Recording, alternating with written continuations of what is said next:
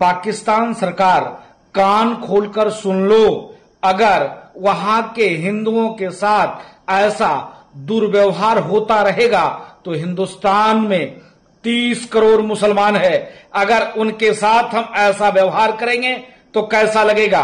भारत सरकार से अपील है कि तत्काल वहां के हिंदुओं की सुरक्षा के लिए चिंता करें, नहीं तो हम लोग रोड पे उतरेंगे और यहां के मुसलमानों को भी जीना दुश्वार कर देंगे।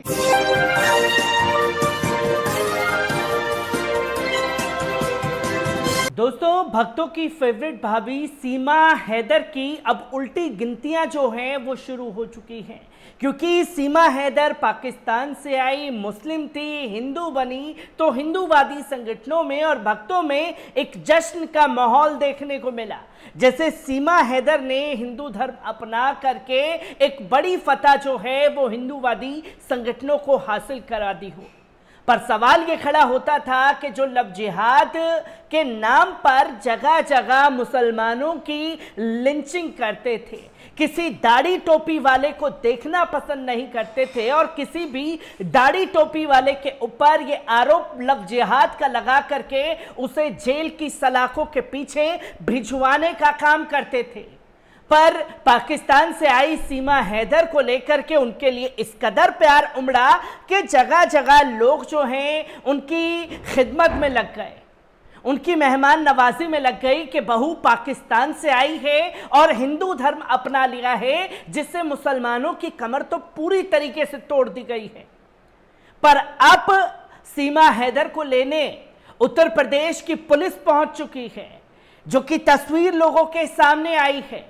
और जैसे ही उत्तर प्रदेश पुलिस सीमा हैदर को लेने पहुंची है तो सवाल खड़ा हो गया है कि इतनी जल्दी तो गिरगिट भी रंग नहीं बदलता जितनी जल्दी इन हिंदूवादी संगठनों ने और भक्तों ने रंग बदलना शुरू कर दिए। जो लोग जश्न मना रहे थे, जो लोग हिंदूवादी संगठन के लोग सीमा हैदर के मुस्लिम से हिंदू बनने पर जश्न मना रहे थे, जो लोग सीमा हैदर के पाकिस्तान से भारत आने का जश्न मना रहे थे, अब उन हिंदूवादी संगठनों ने भी पल्ला झाड़ना शुरू कर दिया है सीमा हैदर को लेकर के।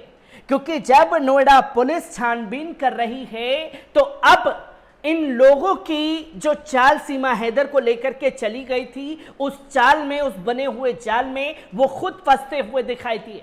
तो किस तरीके से गौ रक्षक दलों का बयान सीमा हैदर को लेकर के सामने आया, पहले इस वीडियो पर नजर डालिए। जय श्री राम। मैं वीर नागर, राष्ट्रीय अध्यक्ष गोरक्षा हिंदू दल।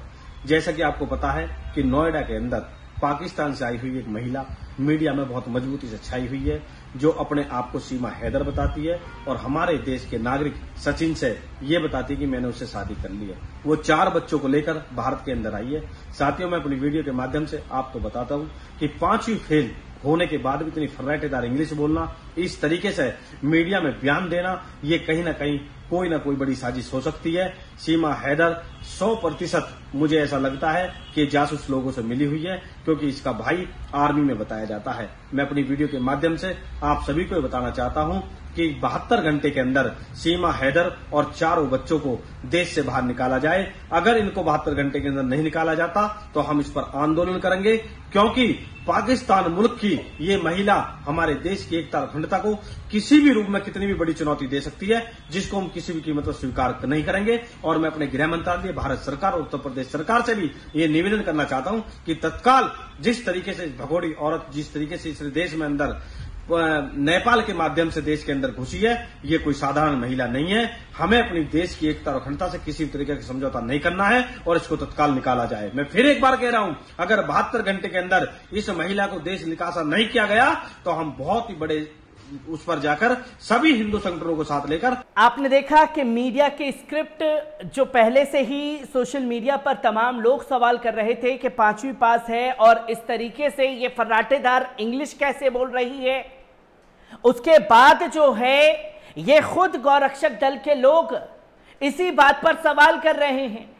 क्योंकि इससे पहले रिपोर्ट में मैंने ये दावा खासतौर पर किया था कि सीमा हैदर जो है वो मुसलमान नहीं है, क्योंकि जब पत्रकार ने उनसे नमाज को लेकर के सवाल पूछा तो वो नमाज के बारे में नहीं बता पाई। जब उनसे कलमे के बारे में पूछा गया तो वो कलमे के बारे में भी नहीं बता पाई। उन्होंने कहा कि उन्हें कलमे के बारे में पता ही नहीं है, जो कि जांच का विषय था। और यूपी पुलिस के सीमा हैदर के पास पहुंचते ही अचानक से आप देखेंगे कि हिंदूवादी संगठन से जुड़े हुए लोगों की बाढ़ आना शुरू हो गई है। इसी पर महंत राजू दास का भी बयान सामने आया है। क्या कुछ कहा है, पहले उनके बयान पर नजर डालिए। सीमा हैदर को लेकर पाकिस्तान सिंध में डाकुओं के द्वारा वहां पर मंदिरों के ऊपर रॉकेट लॉन्चर से हमला करना और 30 हिंदुओं को बंधक बनाए जाना दुर्भाग्यपूर्ण है। और सीमा हैदर स्वेच्छा से भारत आई हुई हैं। भारत में नारियों का सम्मान है। वस्तुतः ये जांच की विषय है कि सीमा हैदर हैं क्या, ये जांच होनी चाहिए। दूसरी बात, पाकिस्तान सरकार कान खोलकर सुन लो, अगर वहां के हिंदुओं के साथ ऐसा दुर्व्यवहार होता रहेगा तो हिंदुस्तान में 30 करोड़ मुसलमान है, अगर उनके साथ हम ऐसा व्यवहार करेंगे तो कैसा लगेगा। भारत सरकार से अपील है कि तत्काल वहां के हिंदुओं की सुरक्षा के लिए चिंता करें, नहीं तो हम लोग रोड पे उतरेंगे और यहाँ के मुसलमानों को भी जीना दुश्वार कर देंगे। आपने देखा कि किस तरीके से राजू दास का भी ये बयान सामने आया है, जहां खुले तौर पर वो धमकी भी दे रहे हैं पाकिस्तान को और भारत के मुसलमानों को, क्योंकि वो ये दावा कर रहे हैं अपनी रिपोर्ट में कि खासतौर पर जब से सीमा हैदर यहां आई है तो पाकिस्तान के सिंध में 30 हिंदुओं को बंधक जो है वहां के मुसलमानों ने बना लिया है। अब इन दावों के बारे में बोलते हुए वो कहते हैं कि अगर पाकिस्तान अपनी हरकतों से बाज नहीं आया तो भारत में भी 30 करोड़ मुसलमान रहते हैं साहब।